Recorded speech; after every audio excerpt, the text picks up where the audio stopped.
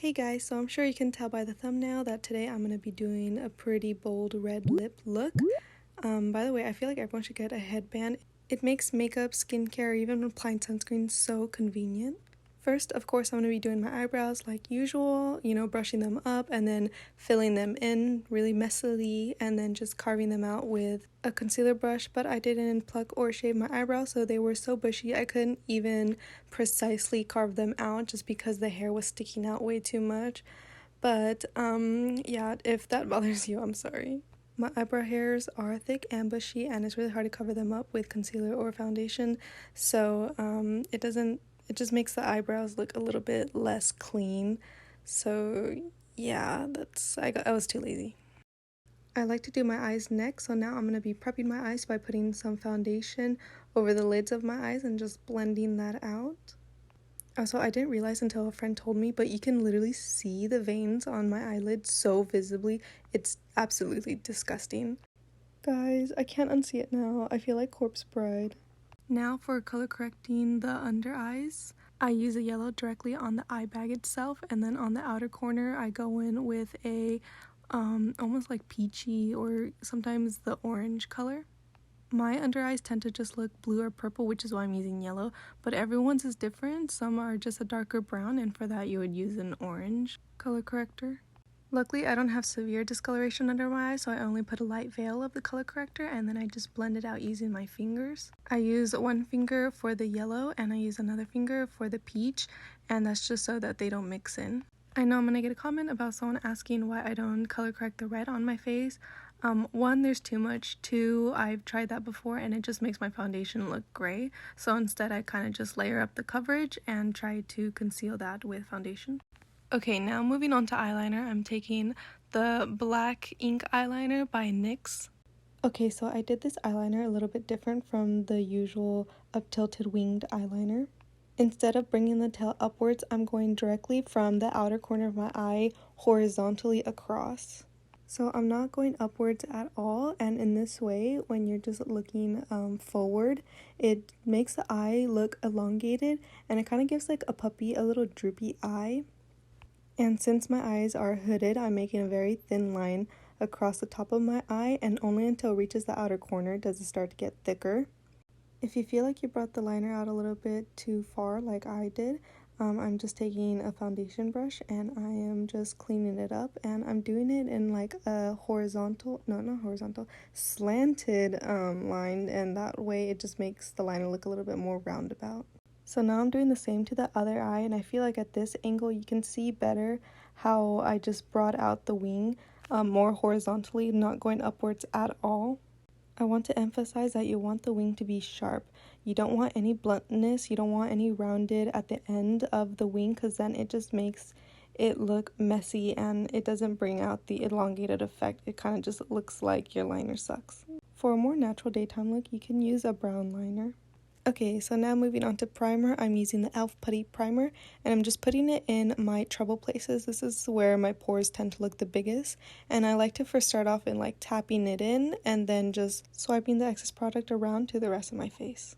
Normally, if I exfoliated just recently, I don't really need to do this extra step, but since I have dry skin, I add moisturizer before I put on a primer, even after prepping my skin, just because I need the extra hydration. I just feel like the added moisturizer really helps blend the primer out more smoothly, and it makes the foundation apply smoothly as well.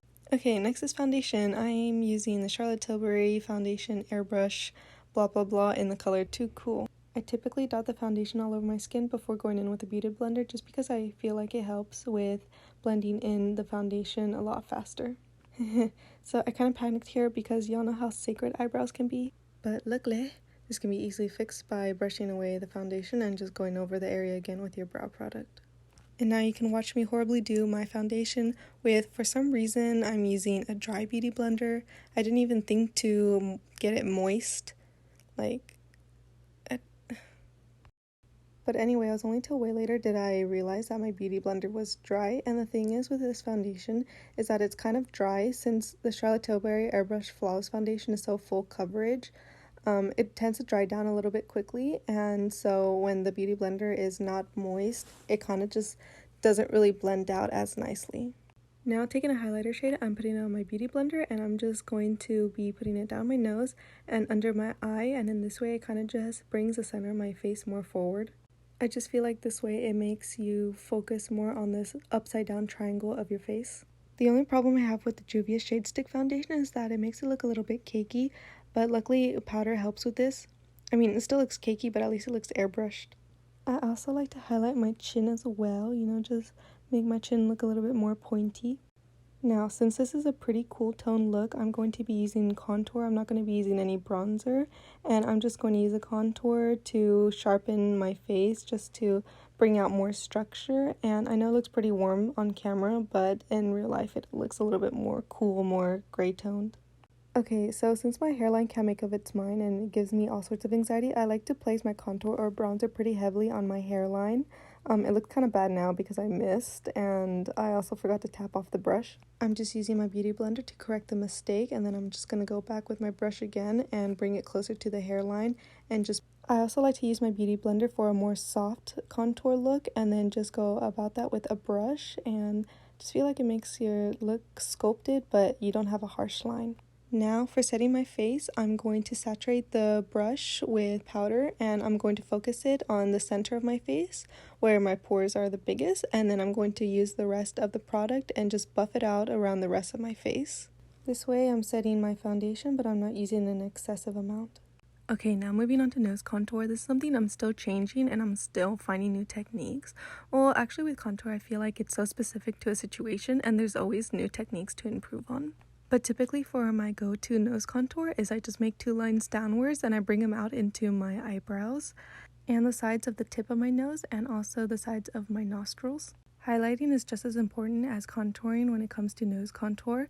So if I'm in a rush, I will typically just put contour all over my nose and then go in with a highlighter to really define the nose bridge and the tip of my nose. For some reason, nose contour has always been a struggle of mine when it comes to learning, just because my nose is like a lot bigger, I feel like, and most people when they do nose contour, their nose is already small. They're just making it even smaller. Mine is trying to go from like a large nose to like a semi-decent nose. Ooh, okay, so now I'm adding some sparkle to the eye. On my under eye bags, I'm using the e.l.f. liquid eyeshadow in the color Bling Bling. Since I don't want to bring the glitter too far down, I'm kind of squinting my eyes, and in that way it kind of emphasizes the under eye bag, and there I will be putting in the glitter up to the halfway point of my eye. Okay, so now it's time for me to curl my lashes and just put on some mascara. And for some reason, the lashes work well, but as soon as I put on the mascara, my eyelashes kind of fall down. For some reason, I have straight eyelashes, but I have curly hair.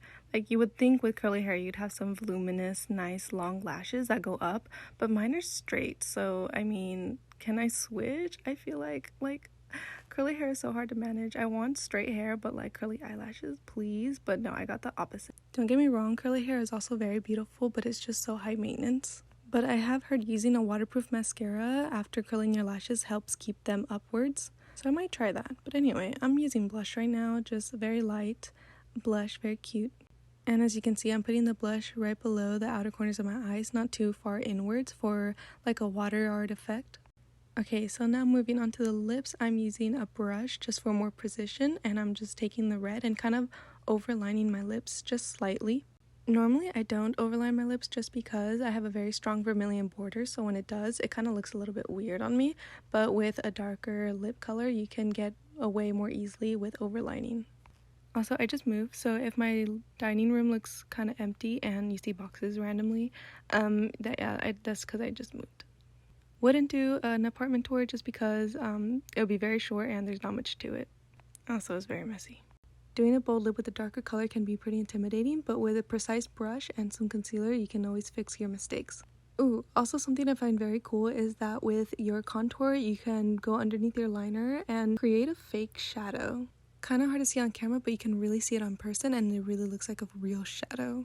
Also, I know my lashes look absolutely horrid.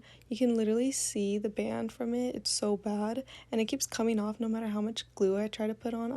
I mean, granted they were cheap, but anyway, this is the whole look. Thank you so much for watching. I hope you guys enjoyed.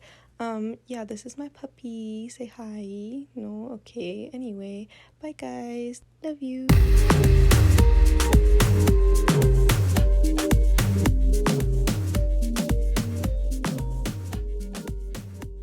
is my outfit. Going out for date night. Don't mind the trash here, but yeah, looking cute. I love this outfit so much. It's so old. I've had this since high school, but yeah, I'll update later